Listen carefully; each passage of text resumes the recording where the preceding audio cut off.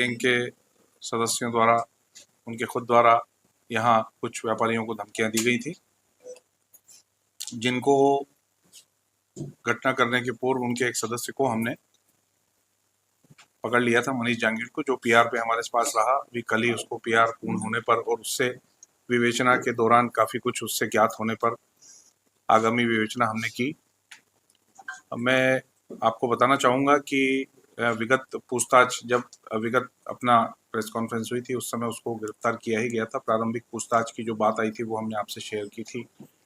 उसमें उसके द्वारा बताया गया था घटनाक्रम के बारे में।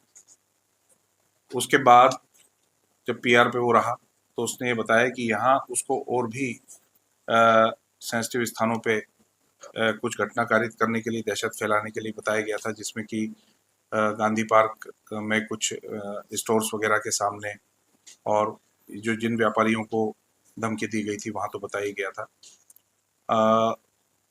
इसके बाद में जैसे ही उस समय एफआईआर और इसकी गिरफ्तारी हुई, ये इनकी मॉडस ऑपरेंडी, तरीका का वारदात का तरीका है, जिसमें ये अपने आप को ऐसा बताना चाहते हैं कि हम ये सब होने के बाद भी हम डरने वाले नहीं हैं। और उन्होंने फिर फोन करके इनको डराने धमकाने की कोशिश की, जो कि हमको मालूम था कि ऐसा होगा, क्योंकि इस तरह का इनका तरीका वारदात रहा है। फरियादियों से हमने संपर्क किया, वो चीज़ हुई थी, उनको समझाया गया, बताया गया। उसी में हमने विवेचना फिर आगे भी बढ़ाई, उनको संतुष्ट किया, इस प्रकार का कुछ नहीं होने वाला है। और इसमें चूंकि हमने मेन आरोपियों तक पहुंच रहे हैं धीरे धीरे, इसलिए बिल्कुल निश्चिंत रहें। जो ट्रांजैक्शन इसके साथ मनीष को जो पैसा दिया गया था, मनीष यहाँ आया था तो मनीष को कुछ पैसा दिया गया था, जिससे कि उसने मोटरसाइकिल खरीदी थी और उसके खर्चे के लिए पैसा दिया गया था। एक 30,000 रुपये दिया गया था, एक 40,000 रुपये दिया गया था, और 3,000 और 4,000 के अलग अलग ट्रांजेक्शन इस प्रकार से थे, जो पिछले बार हमने आपको बताया था। उसका हमने पूरा विवरण निकाला जो इस मामले को लिंक करने के लिए आवश्यक था। इसके लिए हमारी टीम ने बड़ी मेहनत की और तुरंत ही बड़ी तत्परता पूर्वक हमारी टीम यहाँ से गोवा, हमारी टीम यहाँ से बीकानेर, हमारी टीम यहाँ से जयपुर, अलग अलग स्थानों पे गई और वहाँ जाके हमने छानबीन की। वहाँ ये ज्ञात हुआ कि जो पैसा आया था, 40,000 रुपये जो आया था, वो बीकानेर से आया था।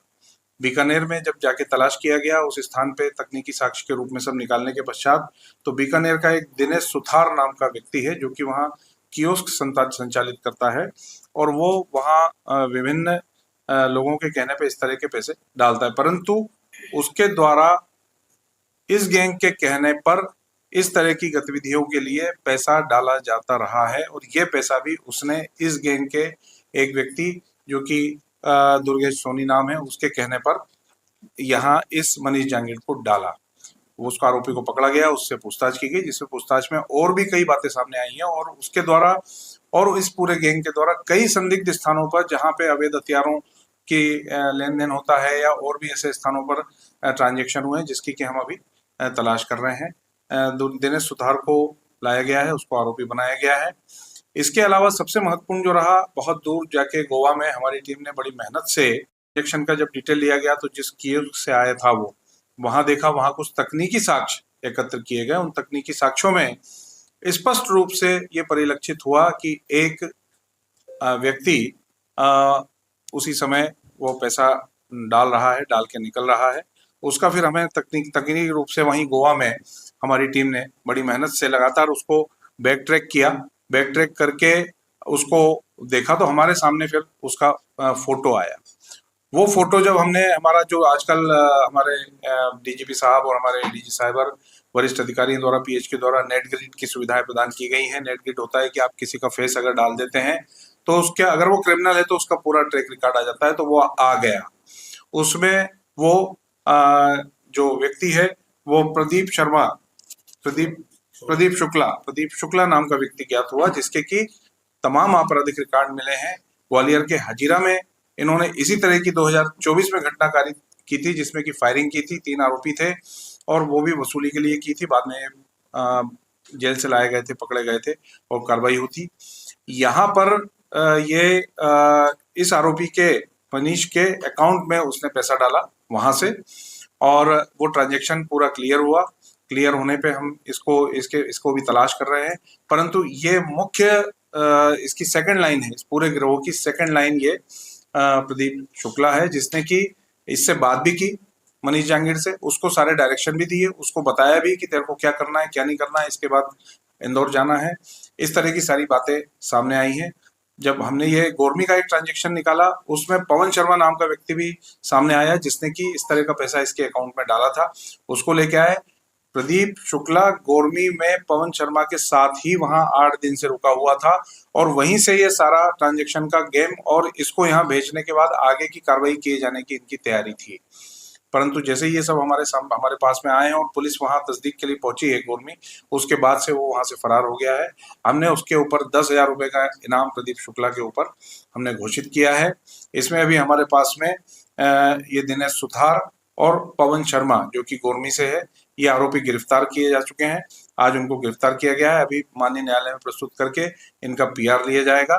साथ ही हमने माननीय न्यायालय से ऋतिक बॉक्सर से पूछताछ के लिए अनुरोध किया था, निवेदन किया था। माननीय न्यायालय द्वारा हमें अनुमति दी गई है। शीघ्र ही हमारी टीम वहां जाकर ऋतिक बॉक्सर से पूछताछ करेगी।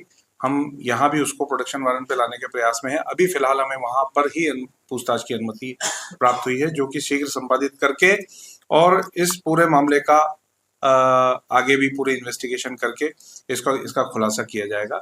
इसमें जो मूल रूप से 2 बातें मैं बताना चाहता हूँ। एक तो युवा वर्ग, जैसे ये जो मनीष जहांगीर सरीखे तमाम युवा ग्लैमरस लाइफ के कारण इन गैंगस्टर्स से जुड़ना चाह रहे हैं और जुड़ रहे हैं, जुड़ जाते हैं, वो इनका इस्तेमाल करते हैं। इस तरह से इनको यहाँ भेज के और केवल ऑनलाइन सब बता के और वो अपना काम कराते हैं, या तो उनका काम हो जाता है या पकड़े जाते हैं।